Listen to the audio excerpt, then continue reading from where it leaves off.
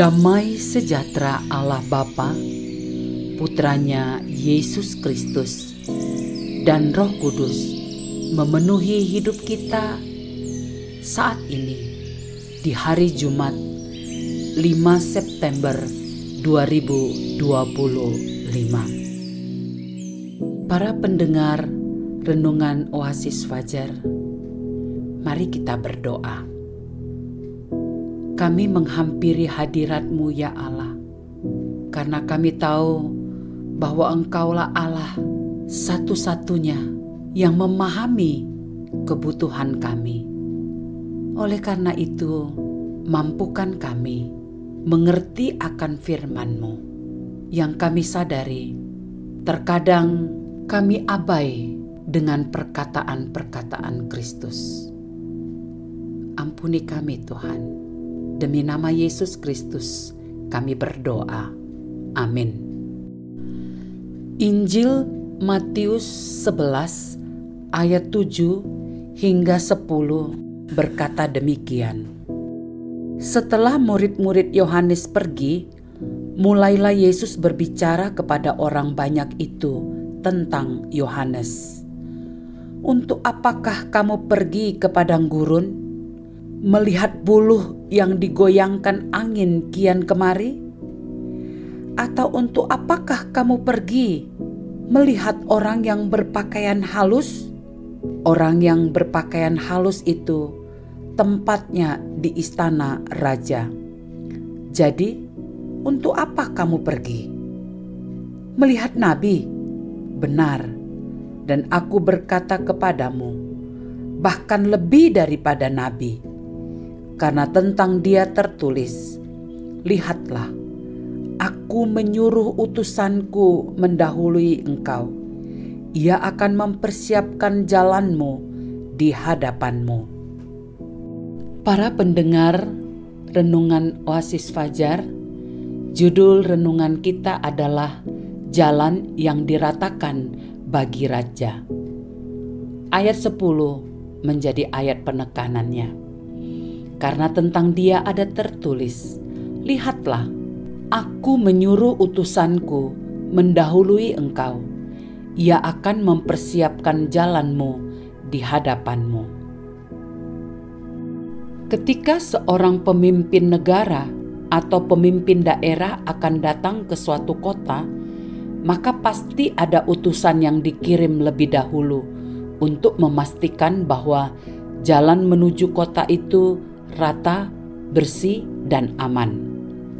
Inilah gambaran yang digunakan dalam nubuat Nabi Yesaya yang digenapi oleh Yohanes. Tetapi yang dimaksudkan bukan hanya sekedar meratakan atau memperbaiki dan membersihkan jalan saja. Yohanes memanggil orang untuk bertobat. Ia menyerukan supaya terjadi transformasi hidup atau pertobatan. Jalan yang rata bagi sang raja bukanlah jalan yang dibangun dari batu dan pasir, tapi hati manusia yang harus disiapkan untuk menerima kehadiran Allah. Dalam pembacaan Alkitab hari ini, Yesus berbicara tentang Yohanes Pembaptis sebagai utusan yang mempersiapkan jalan baginya. Dalam kitab Perjanjian Lama, Yesaya menggambarkan sosok yang diutus Allah untuk meratakan jalan sebelum kedatangan sang raja. Yohanes Pembaptis melakukannya bukan dengan membangun jalan atau mempersiapkan jalan untuk dilewati sang raja, tetapi sebagai gambaran pertobatan dan kesiapan hati untuk kedatangannya.